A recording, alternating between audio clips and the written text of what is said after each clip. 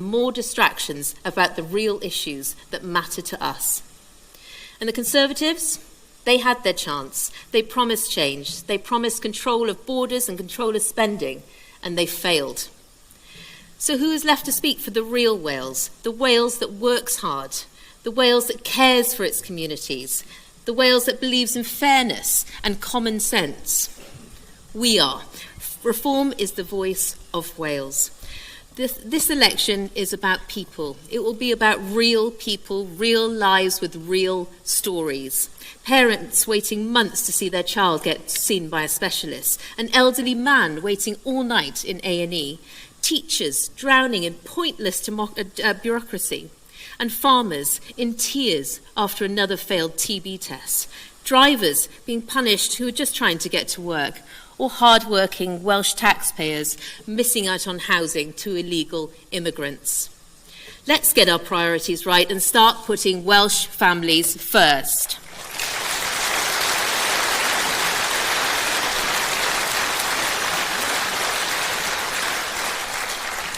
We have areas across Wales crammed with HMOs, local services buckling, people ignored because politicians find it easier to pretend that nothing is happening. When people arrive here illegally, the government rolls out that red carpet and lands the bill on your doorstep. This is not sustainable, it is not acceptable, and it is not fair for those who play by the rules.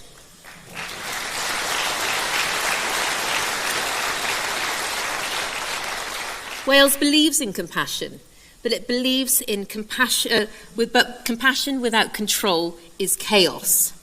And as is putting a neon sign above Wales, like the Nation of Sanctuary does, encouraging every Tom, Dick or Harry from all over the world to come here, block our services and take our housing.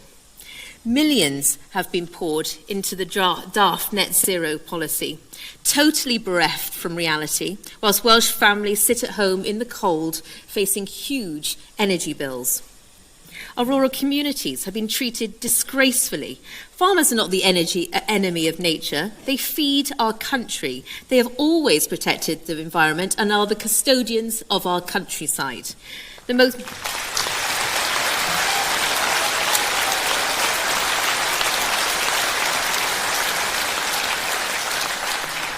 sustainable thing that we can do is let farmers do what they do best, not box tick, not fill forms, produce food.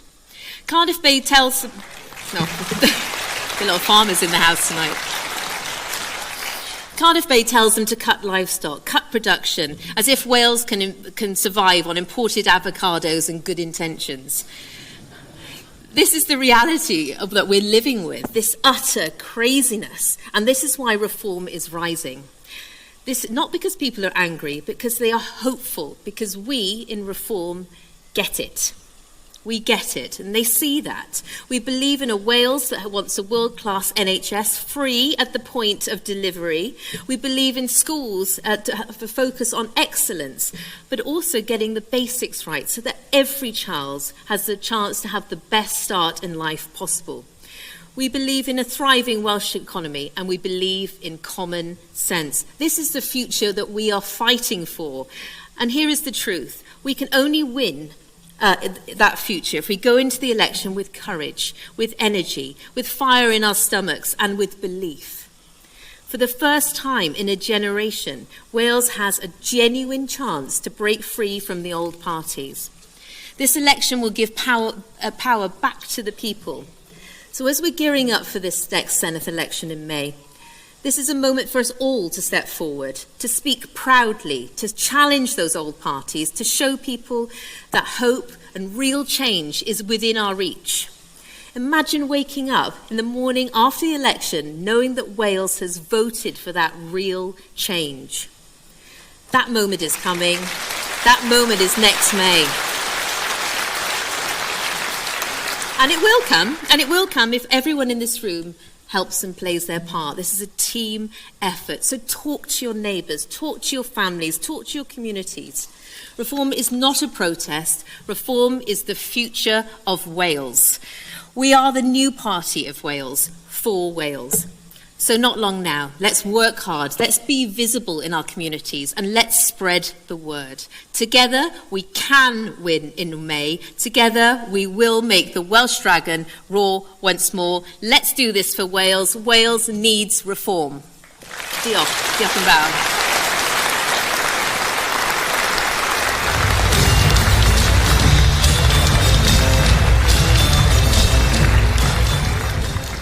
Well, our penultimate speaker is a stalwart of Welsh politics. He served as the Member of Parliament for Clwyd West before being elevated to the role of Secretary of State for Wales.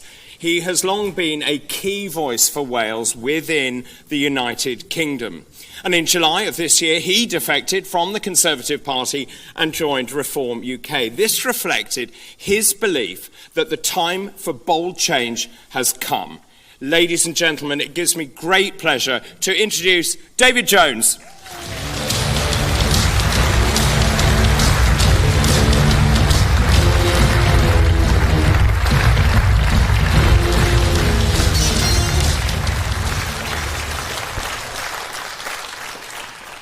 Wel, noswaith dda pawb. Mae'n bleser arbennig I mi fod yma heno I siarad efo chi.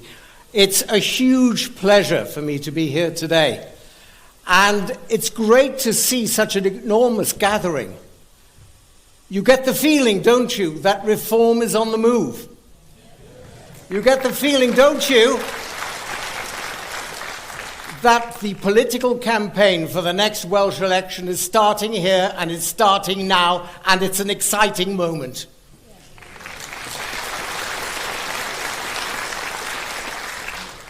Some of you, I think, know me. As David Bull said, I used to be a member of the Conservative Party. In fact, I joined that party when I was a teenager, and I was a member for over 50 years. So it wasn't easy for me to leave. But I stood down before the last general election, having realized that for half of the last Parliament, I'd spent most of my time deeply disapproving of what my own party was doing in government. I didn't.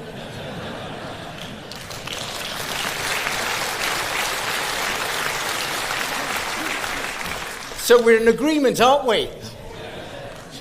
I was deeply disappointed by the retained EU law bill and about the Rwanda bill, which contained a provision which actually told people how to avoid being sent to Rwanda, which I thought was a bit odd.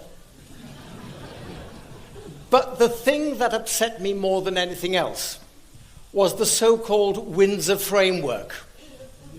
That had the most devastating impact upon the United Kingdom Constitution because it created a border in the Irish Sea between mainland Great Britain and Northern Ireland. And that is nothing that no government, no British government of whatever stripe should have done. So I decided to leave and join Reform.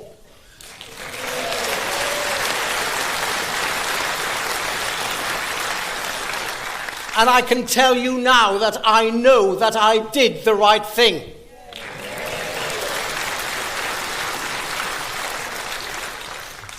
And of course, we've got an exciting year ahead of us, haven't we? We've got the elections next May. And look at what we're opposing. Look at the Labour Party. Look at them. They've been there for 26 years, propped up by Plaid Cymru. Always propped up by Plaid Cymru. They're the sort of Welsh uni-party. And what have we got at the end of those 26 years? Well, we have got something. We've got the worst educational outcomes in the UK. We've actually got the longest hospital waiting lists in the UK. We've got farmers who I met this afternoon who are deeply depressed about their futures because of the stupid sustainable farming scheme, which is not sustainable, in fact, is quite the reverse. And then, of course, on top of that, we have got all sorts of other nonsensical provisions coming through, wasting time, wasting money, wasting your money as taxpayers.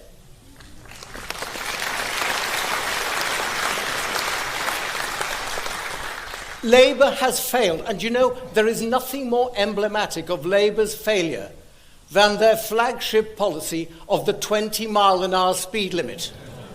Nothing more emblematic than that. Well,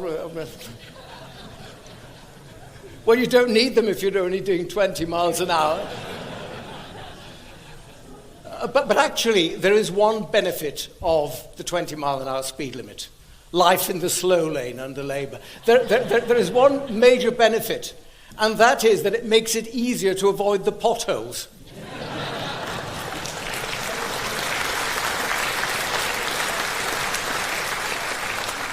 A competent Welsh government would, of course, have fixed the potholes, but a Labour Welsh government decides that the better thing to do is to give you more time to drive past them. Well, let me tell you this. When we kick Labour out of office next year, when we do that, not only will we be fixing those potholes, we'll be scrapping the stupid 20-mile-an-hour speed limit.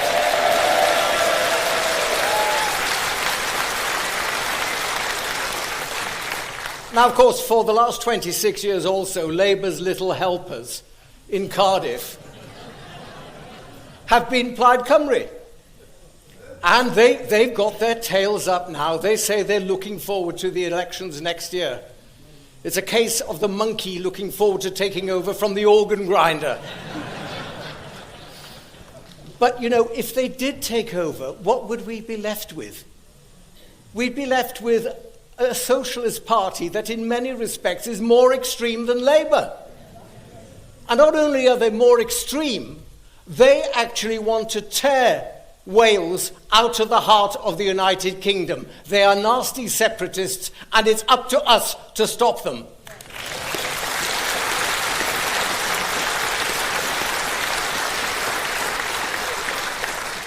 And you only have to look at their last general election manifesto to see what balmy policies they'd come up with. One of them was that Wales should have control of the visa system and immigration. Well, how would that work?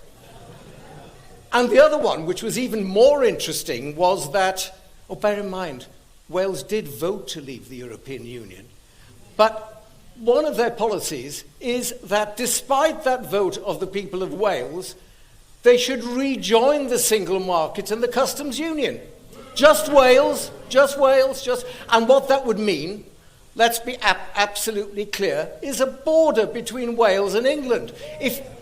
Seriously, if you wanted to go shopping to Cheshire Oaks,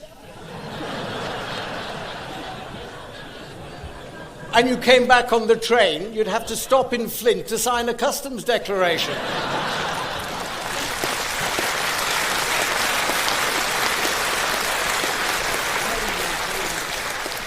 But that's Plaid Cymru for you. Borders. Brussels. Bonkers.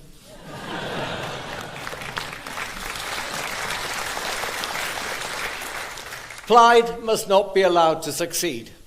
And what is standing between Plaid and power in the Senedd is Reform UK.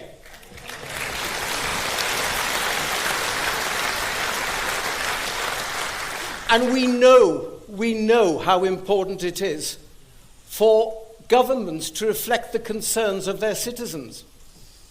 Governments and political parties should listen, they should learn, and they should lead. Labour don't listen, they lecture. The Conservatives don't learn, and therefore they don't lead anymore.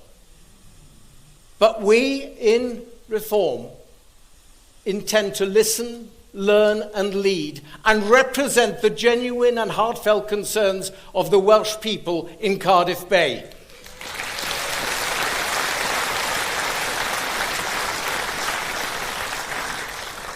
We have every intention of doing that. But we have a fight ahead of us, and I know that everyone in this audience is going to do his or her bit to make sure that we succeed next year. It means going out, it means knocking on doors, it means putting up posters, it means giving a bit of money to Reform UK, which is going to be the best money you will have spent over the next 6 months. But at the end of that process, I have every confidence that Reform UK will form the next administration in Cardiff Bay.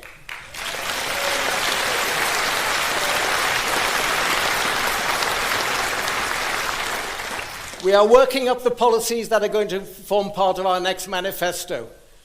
And if you thought that the manifesto of scrapping the 20-mile-an-hour speed limit was good, let me tell you, you ain't seen nothing yet.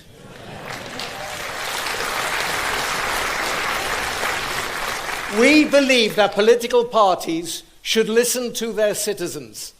That's not radical, that's not extreme, that's sheer common sense.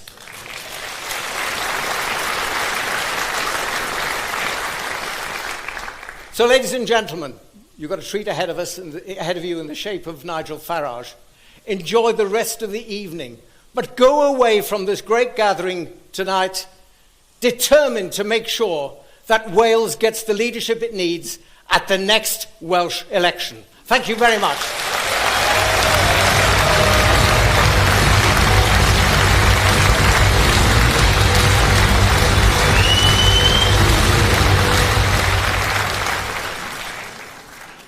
Well, thank you so much, David. That brings us nicely to our final speaker. He is a man who needs no introduction. He is arguably the most famous politician in this country, if not the world. His career, well, it's long, it's distinguished, and let me tell you, it's very varied. Thanks to I'm a Celebrity, there isn't much of this man we haven't seen. This year, he was voted most influential politician in Britain at the Spectator Awards, and YouGov now cites him as the most popular politician in the country. But soon, ladies and gentlemen, he will make history once again when he becomes the next British Prime Minister.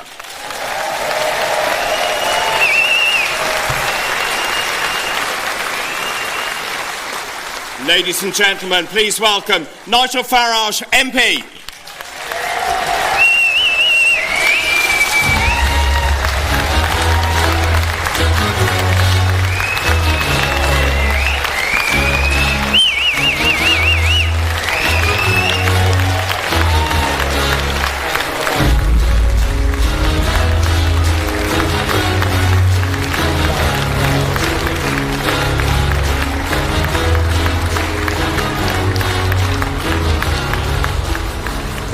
Thank you very much indeed. What a lovely reception.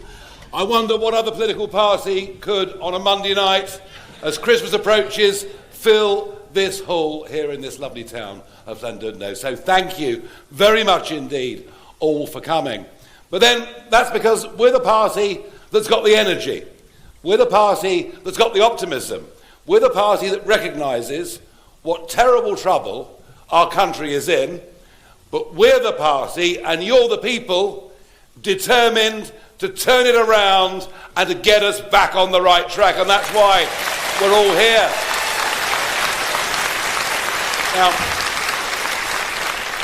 not that I want to spoil the upbeat mood, but it is budget week. And Rachel from Accounts will be up on Wednesday. It was Lee Anderson that called her Rachel from Accounts, and it's kind of stuck. I think the truth is she was actually Rachel from Complaints, not Accounts. And I cannot think of a Chancellor of the Exchequer in my lifetime more completely, utterly, hopelessly out of their depth as Rachel Reeves. It is a disaster. A disaster. And now, we don't know what's going to be in the budget, although kind of maybe we do, I don't know. I thought Sir Lindsay Hoyle, the Speaker, calling it the hokey-cokey budget was about right. You know, 1 minute it's tax rises for everybody, the next minute it's not. What we do know, what we absolutely do know, is that it will be an attack on people that work hard, an attack on people that do well, an attack on those that have got big houses or money, and actually an attack on the very idea of young people going out into the world and working hard and doing well. And I'll give you an example of this. All through the 1990s, I ran my own business. Now that would automatically disqualify me from the Labour cabinet. Because not one of them has ever run a business or frankly got a clue. Anyway, during the 90s, I ran my own business, and in the good years, I put money aside. I put money aside into my self-invested pension plan. I didn't buy flash cars, didn't take the family off to the West Indies. I put money into that private pension pot. And I did it because I thought, well, I've got to provide for myself as somebody who's self-employed. But I also did it because I believed that if I disappear off the face of the earth, that money will be there for the rest of the family. That's why I did it. But I get a letter this April confirming what I already know, which is from 2027, the money in your pension pot will be subject to inheritance tax. And you know what I thought? Why the hell did I bother? Why the hell did I bother to work hard and save money? I might as well have just spent it all down the pub or whatever. But that's what they're doing, isn't it? That is what they're doing. And because there'll be no cuts to the ballooning welfare bill, those that now go out to work, alarm clock Britain, those that get up and do their jobs, in many cases, are little better off than those who choose not to work. And we have to be the party that's on the side of working people, contributing to society, paying their taxes. Nobody else is on their side.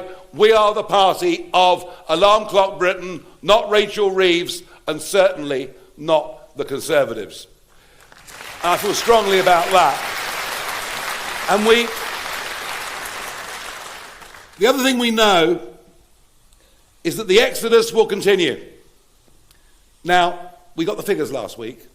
Last year, 257,000 people left this country. They left because taxes are too high. They left because laws have changed. But they left because if you're young and want to set up a business and want to work hard and want to do well, Portugal, Italy, Greece, the UAE, Dubai, Australia, America, these are now more tempting places for our brightest and best young people to go. It is a tragedy for our country that huge numbers of young, bright, intelligent people are leaving. And you know, if our rich people leave, they're also our biggest taxpayers. And if our biggest taxpayers leave, that means that everybody else earning average incomes has to pay more. And no party has got the guts or courage to stand up and say this. It was Jeremy Hunt that launched this attack, that started this exodus, and I fear that after Thursday, this exodus will get bigger.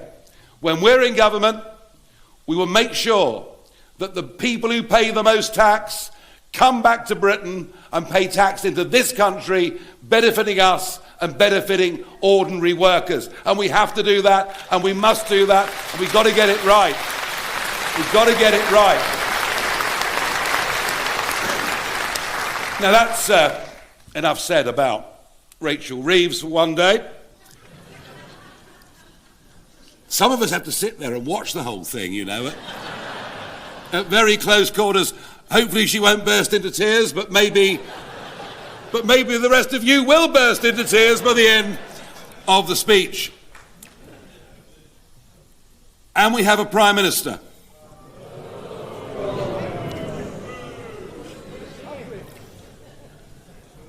who seems to be now obsessed with me. No, not in that way, I promise you. Every Prime Minister's questions, all he can do is hurl abuse. And this is because never before has a government with a big majority collapsed in public opinion and public trust as quickly as Starmer's government.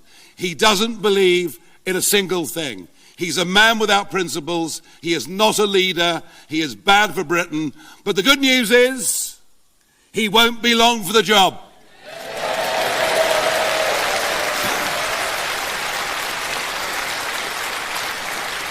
Now, he makes me laugh, actually. The weakest Prime Minister that I can think of in my lifetime now calls me spineless.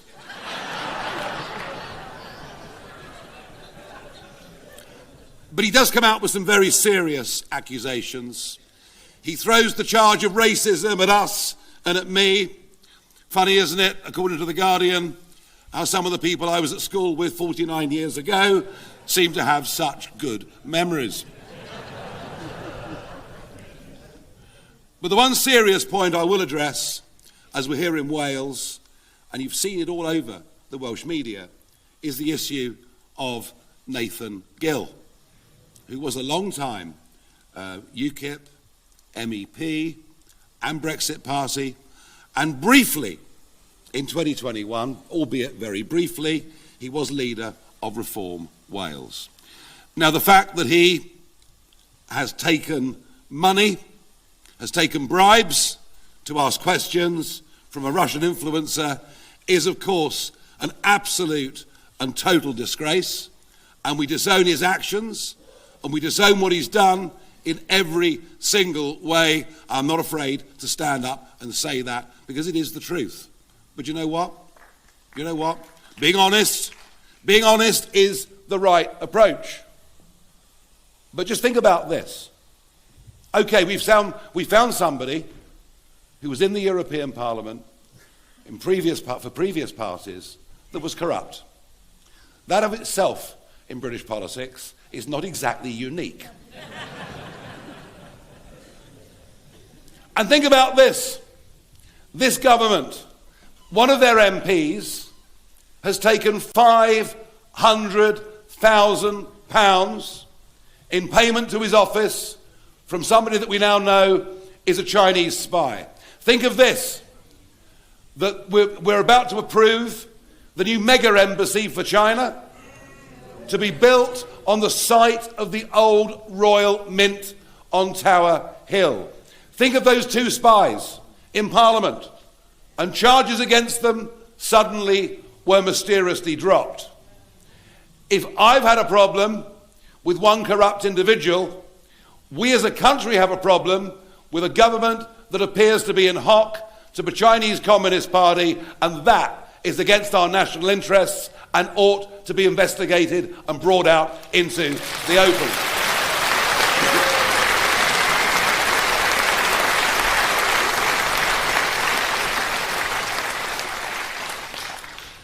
And then we've got the Conservative Party. Do you remember them? They used to be rather popular here in North Wales, but of course their record in government, and particularly after 2019, when in post-Brexit Britain there was so much optimism, but Boris failed us in every single way. In fact, if you think about the state of the British economy, the highest taxes since the end of World War II, open-door mass migration, 4 million people came during the time that Boris Johnson was Prime Minister, despite all the promises to reduce the numbers. The boats crossing the English Channel. Well, don't say they weren't warned, because I was going out there in 2020 again and again, warning about what was happening,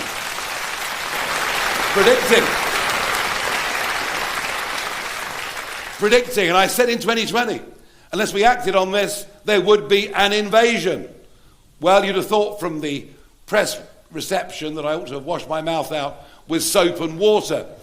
But 180,000 people later, I was right to identify the problem, right to say what would come to this country, and right to predict the correct level of public anger at the waste of money and the risk to national security of tens of thousands every quarter of unidentified young males coming into Britain. It is a complete disaster, and the Tories let it all happen, and frankly, the Rwanda plan could never ever work, just as Shabab Mahmood's plan can't work, because none of them face up to the facts.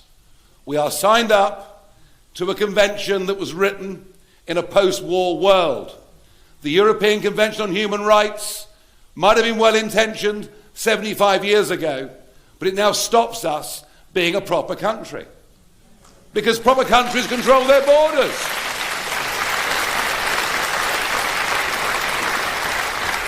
So there was a long list of Tory failures, and I think public trust in them has evaporated, and I don't see it coming back at all. I think their 200-year journey has come to an end, and I believe that we now, in Wales and across the rest of the United Kingdom, we have now replaced the Conservative Party. We are the force of opposition against the Labour government in Westminster and Cardiff. We are the opposition now.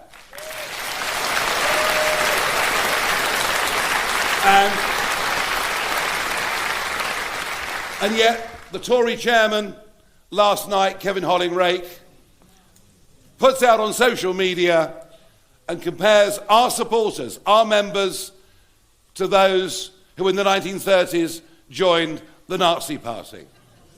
Not only is it insulting and wrong, but it's actually insightful and dangerous given the world we live in. Just think, that's exactly what they were saying about Charlie Kirk in the United States of America. Shame on him. Shame on him. But it all brings me to Wales, where today I've been out meeting with Welsh farmers.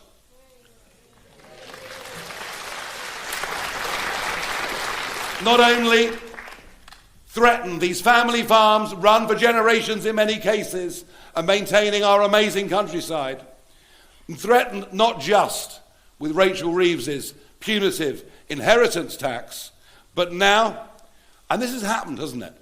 Anything national government can get wrong, the Labour Party in Cardiff can always make worse. And they do it with everything. They do it with everything. So there was a new farming scheme, a new sustainability farming scheme that Welsh farmers are pretty much being strong-armed, nay blackmailed, into signing up to. And it says they have to plant an awful lot of trees, and that should be their priority over food production. Now, I like trees, but I'd rather Welsh farmers got on with doing what they've always done and farmed and produced food for the marketplace.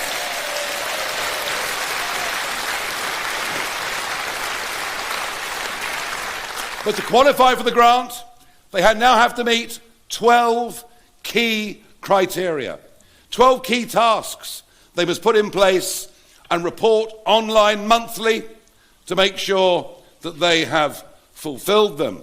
I'll share one or two of the gems with you. They have to put forward designated site management plans, including AgriSGOP, e-learning, mentoring, an advisory service. We then go on to accredited training, surgery, e-learning again. Oh, and this one, I love this one. Habitat maintenance, all right. Hedgerow management, we're okay with that. Yeah, that's okay. Benchmarking. What in God's name is benchmarking?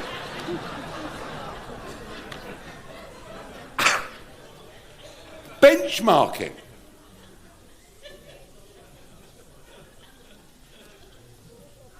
This is utter nonsense. people in Cardiff Bay have no Labour Party, and propped up by Plaid in too many cases, want to put Welsh farmers through a bureaucratic hell and stop them doing what they've always done. And if we win the elections next May, we will get rid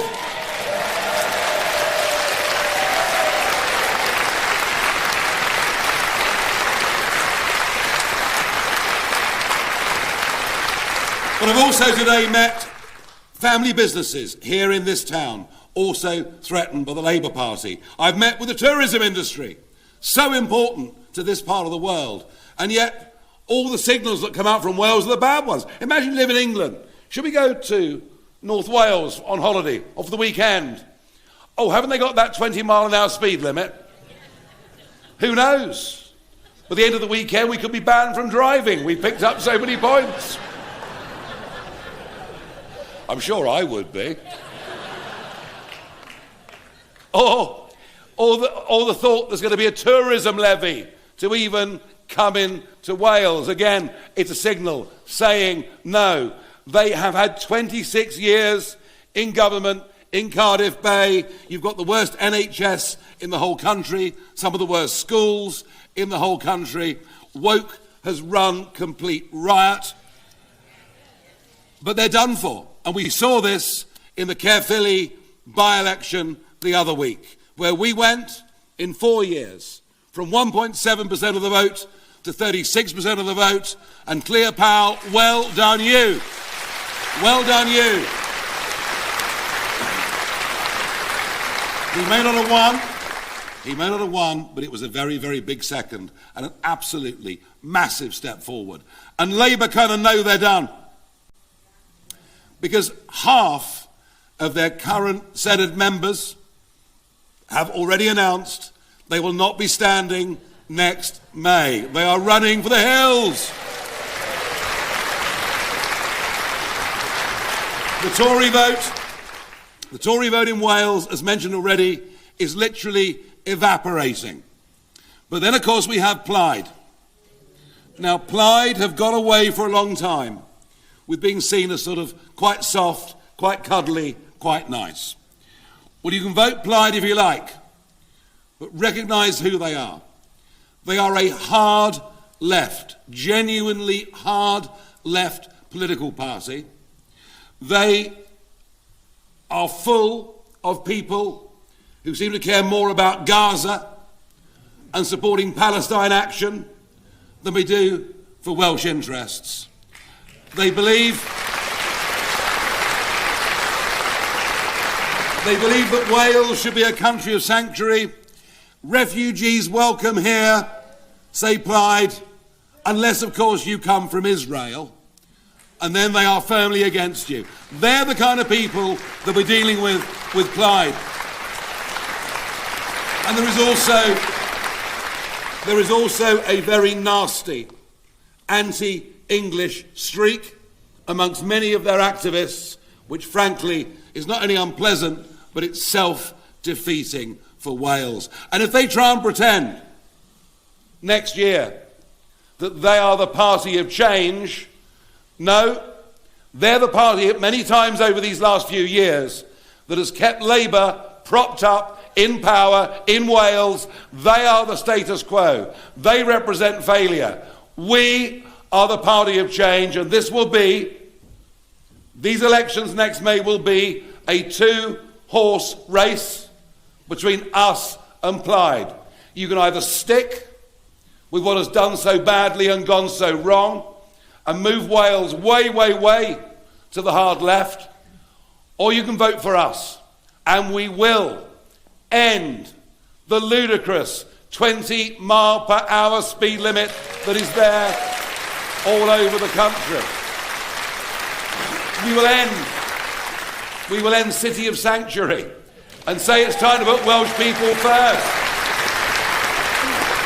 And we will face a whole mass of problems. And it won't be easy. And we won't be able to do it overnight. But we will be the party of change. And I have every reason to believe we can do phenomenally well next May here in Wales. I'm going to be here one hell of a lot, campaigning with you. It's great to see you here tonight in such numbers. But I need to ask you what you yourselves are prepared to do. Answering a mobile phone might be quite a good thing. I had one ringing a moment ago. It's last orders down the local. You better get your... We've had a lot of very good people. A lot of very good people have already put their names forward to stand in those Senate elections.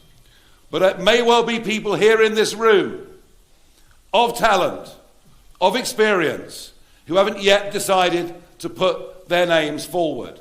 We are looking for men and women that are determined to be part of the change that Wales needs. We're looking for men and women with experience of life, in whatever it may be, but real people who've had real jobs and got real experience. So I would ask you, all of you, sitting here in this packed hall this evening, please consider whether you want to put yourself forward to stand for those elections. And there'll be, over the course of the next few years, council elections. And you've already seen tonight some of the excellent members of the Senedd and local councillors that we've got here in Wales. The only person I can't convince to stand is David Jones. I can't convince him to stand, but aren't we lucky to have a man of that political experience, that local knowledge here in North Wales, and that integrity. David is our elder statesman, and we're very grateful to have him with us. So please, when local council elections come up over the next few years, consider putting yourselves up, putting yourselves forward. Yes, you'll have to go through vetting processes and all the rest of it, because we've got to be sensible about what we do. But I'd ask all of you, can you each, in your own way, do your bit to help us succeed next May? Can all of you help us deliver leaflets, help us put up posters? Yes? Yes? I'll also put the hat round at some point to help towards campaign. No? We've got a great opportunity here to get behind this campaign. Every single one of you, whatever your age, whatever your level of fitness, every single one of you can make a big contribution towards this campaign next May. So that is my plea to you this evening. Leave here after this event determined to play your part. Get involved with your local branch. Get involved with the local members. Talk to your family and friends. Put leaflets through the door in your streets. Ring people you know who perhaps in many cases don't normally vote but can see the trouble not just the country's in as a whole, but Wales in particular is in. That is my plea to you. I promise I'll do my bit. I promise I'll lead from the front in every way that I can. I want you tonight to promise me that you too will do your bit. Can I hear you loud and clear? Can I hear you again loud and clear? Thank you very much indeed. Thank you, thank you, thank you, thank you. And I'll see you all very soon. Thank you.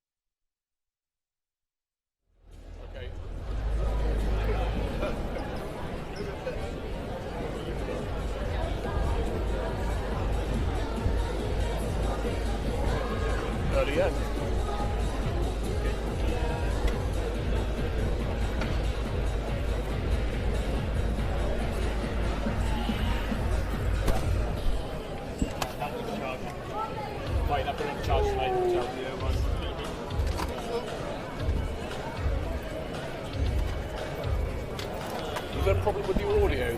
No. Your audio was good. Thank you. Yeah. Yeah, it was a little bit sort of hollow. Yeah. But so it is what it is. So it's coming off the tone next, isn't it? Yeah. Yeah, back in the years, it's sort of a hollow sound to it. Because it's when. All right.